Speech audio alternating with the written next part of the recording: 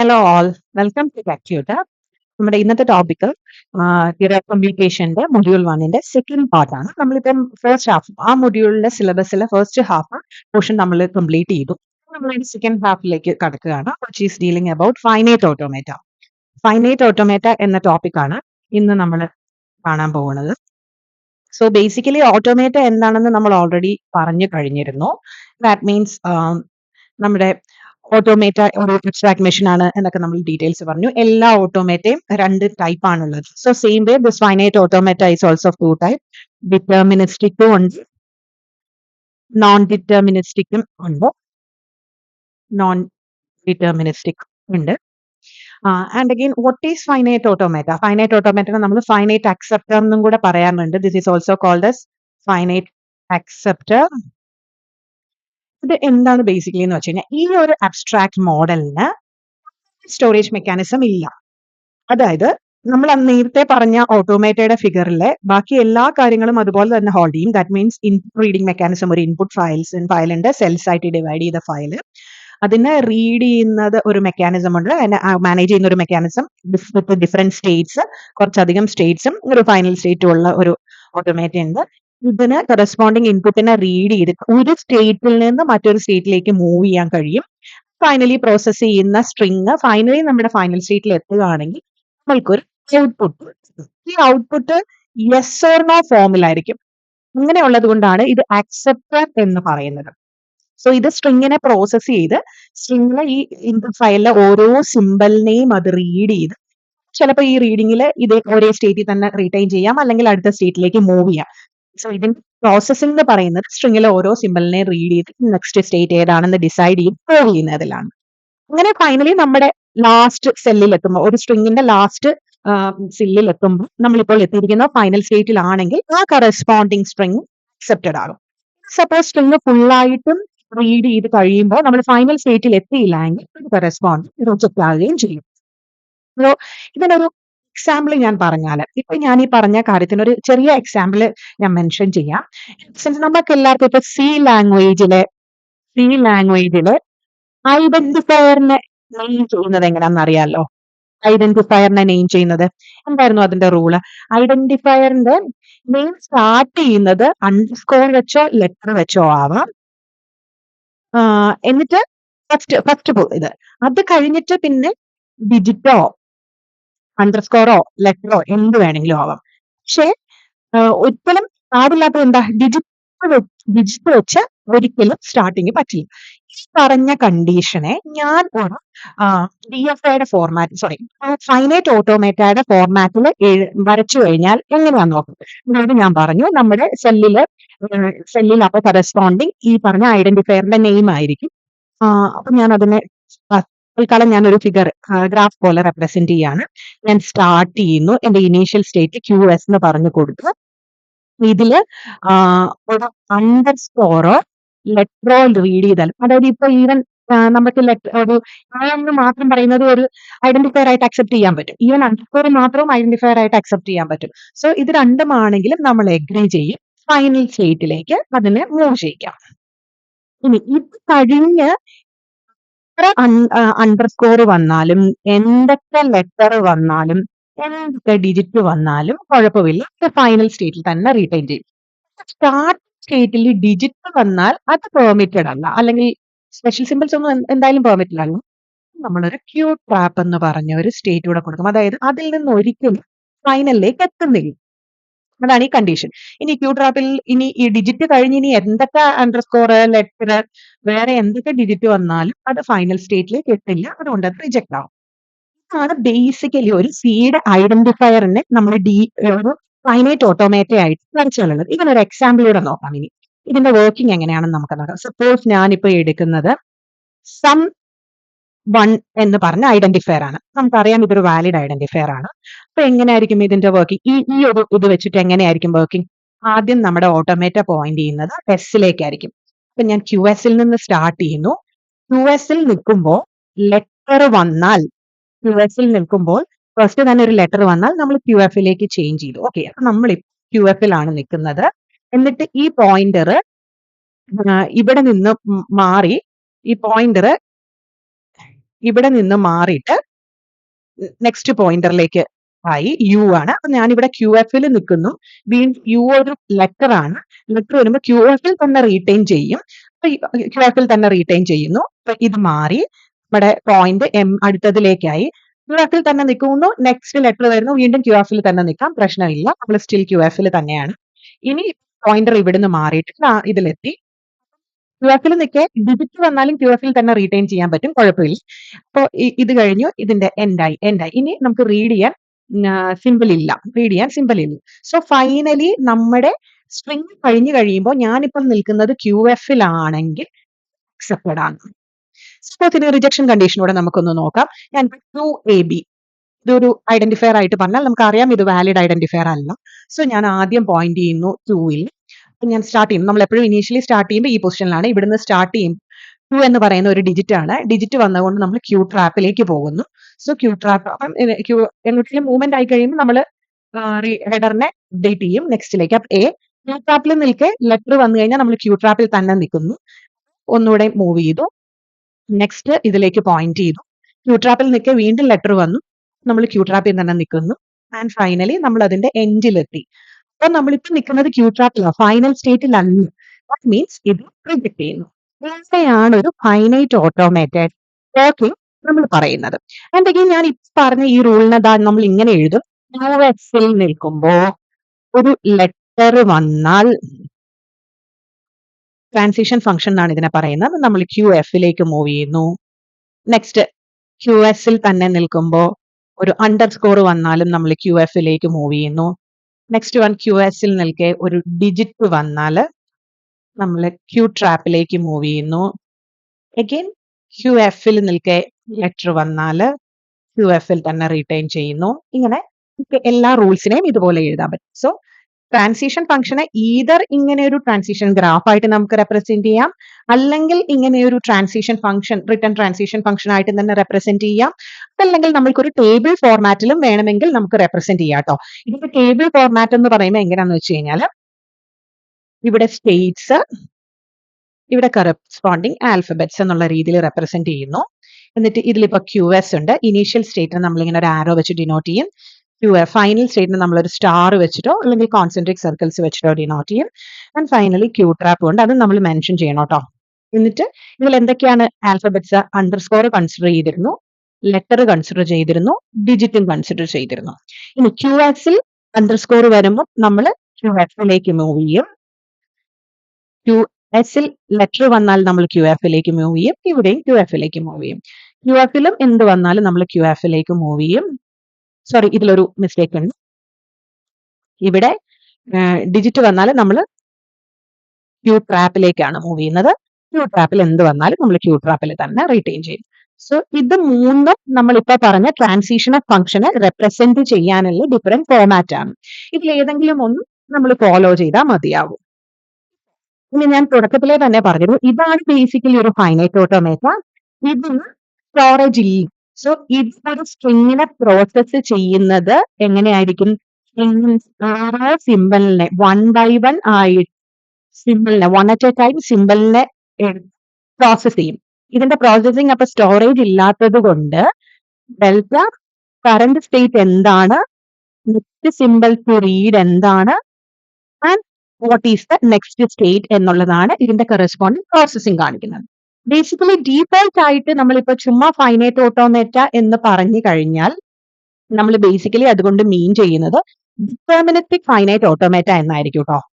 Finite automata രണ്ട് ടൈപ്പിലുണ്ട്, deterministic and non deterministic. നമ്മളിപ്പോ വെറുതെ ഒരു ഫൈനൈറ്റ് ഓട്ടോമേറ്റ എന്ന് പറഞ്ഞു കഴിഞ്ഞാൽ defaultly it means you are talking about deterministic finite automata. ഇനി നമുക്ക് കാണാനുള്ളത് ഡിറ്റർമിനിസ്റ്റിക് ഫൈനൈറ്റ് ഓട്ടോമേറ്റയെ കുറിച്ചാണ്.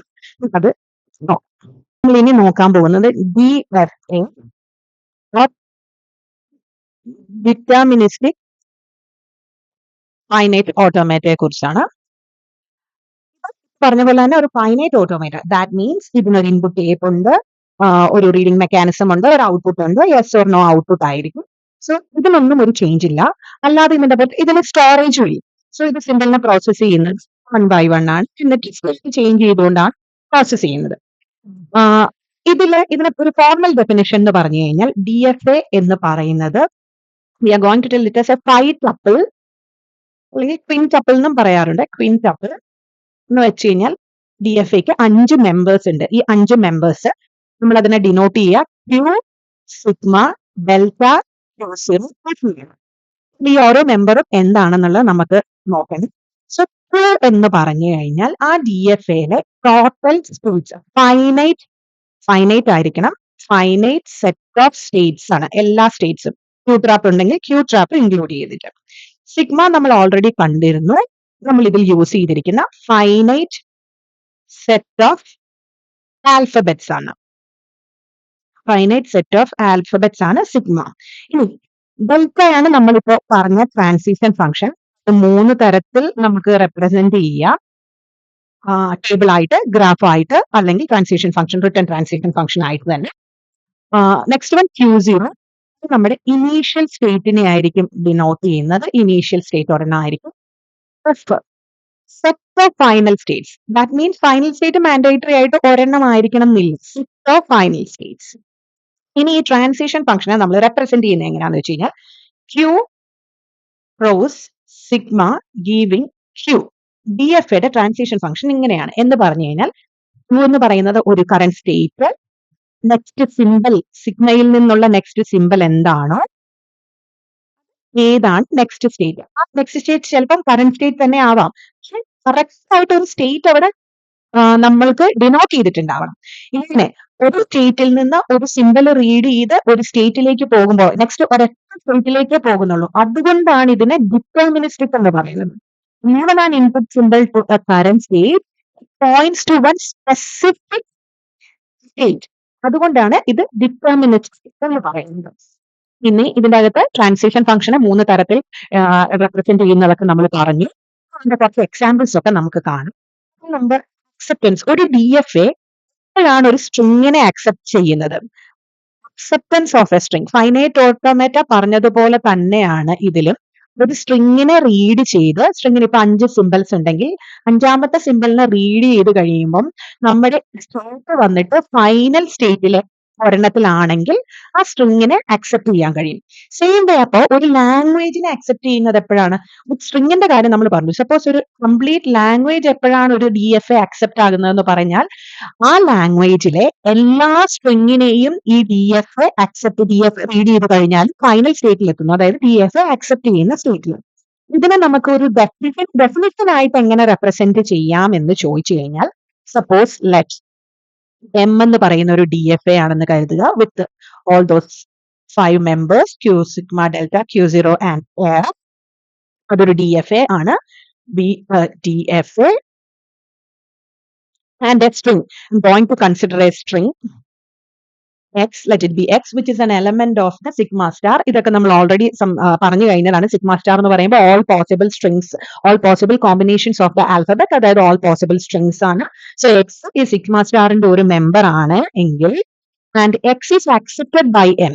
X is accepted. ഈ DFA പറഞ്ഞ M accept ചെയ്യുന്നു എങ്കിൽ നമ്മൾ ഇങ്ങനെ പറയുമ്പോൾ സീരീസ് ഓഫ് സ്റ്റെപ്സ് ആണ് കേട്ടോ. ഒറ്റ ട്രാൻസിഷൻ അല്ല. Through A series of transition when I'm starting from Q0 read ചെയ്യുന്നത് ആ കംപ്ലീറ്റ് സ്ട്രിങ് X ആണ് എങ്കിൽ X finally element of final സ്റ്റേറ്റിൽ എത്തുന്നുണ്ടെങ്കിൽ സ്ട്രിങ് അക്സെപ്റ്റഡ് ആണ്. സ്ട്രിങ് പറഞ്ഞ അക്സെപ്റ്റ് ചെയ്യും. ഇനി ഇതിനെ ഇത് and corresponding X is not accepted by M, it is rejected. If it's not accepted, അതായത് by M എന്ന് പറഞ്ഞു കഴിഞ്ഞാൽ series of starting from Q0 എക്സിലെ എല്ലാ മെമ്പേഴ്സിനെ റീഡ് ചെയ്ത് കഴിയുമ്പോൾ നമ്മൾ ഫൈനൽ സ്റ്റേറ്റിൽ എത്തിയിട്ടില്ല എങ്കിൽ ഇറ്റ് ഈസ് റിജക്റ്റഡ്. റിജക്റ്റ് ആവും.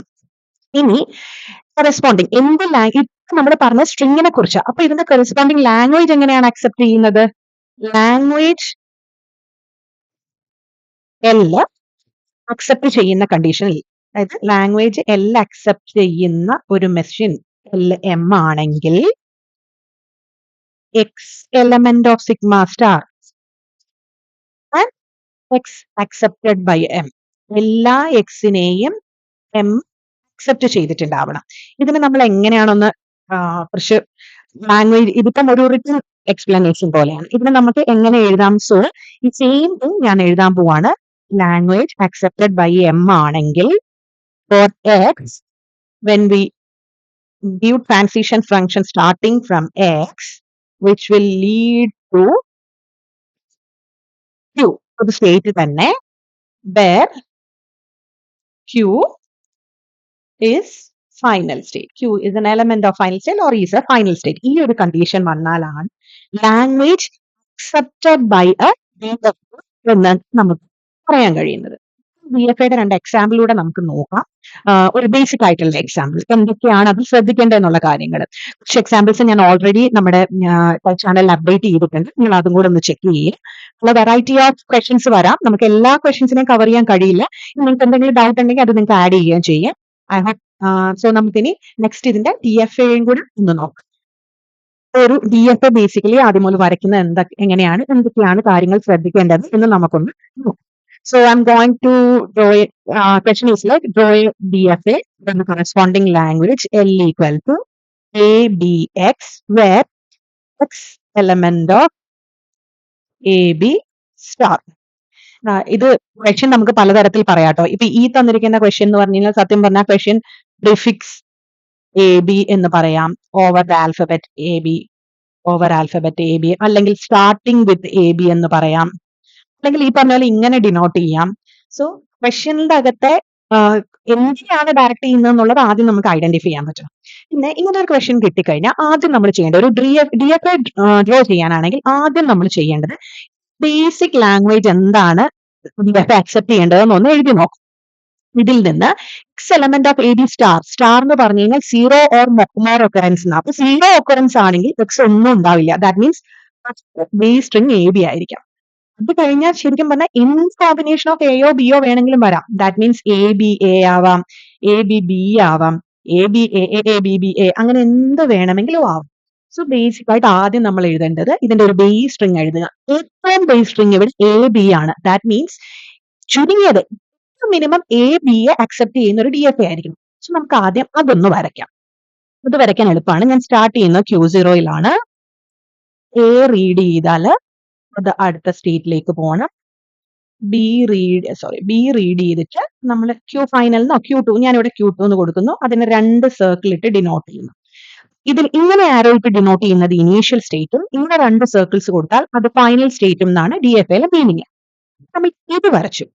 DFAയിലെ രണ്ടാമത്തെ റൂളാണ് ഒരു DFA പറഞ്ഞിരിക്കുന്ന ആൽഫബറ്റ്സ്. ഇവിടെ പറഞ്ഞിരിക്കുന്ന ആൽഫബറ്റ് എന്ന് പറഞ്ഞാൽ എയും ബിയും ആണ്. അപ്പോ ഒരു സ്റ്റേറ്റിൽ നിന്ന് ട്രാൻസിഷൻ തന്നിരിക്കുന്ന എല്ലാ ആൽഫബറ്റിനും ട്രാൻസിഷൻ ഉണ്ടായിരിക്കണം. അതായത് ഒരു സ്റ്റേറ്റ് എടുത്താൽ അതിന്റെ ഔട്ട് ഗോയിങ് എഡ്ജ് 2 ആൽഫബറ്റിന് വേണ്ടി ഉണ്ടാവണം എന്നുള്ളതാണ്. നമ്മൾ നോക്കിയാൽ ഇതിലിപ്പോ Q0യിൽ A മാത്രമേ ഔട്ട് ഗോയിങ് വന്നുള്ളൂ, Q1ൽ B മാത്രമേ വന്നുള്ളൂ. സോ Q0യിൽ B ഇവിടെ മിസ്സിംഗ് ആണ്.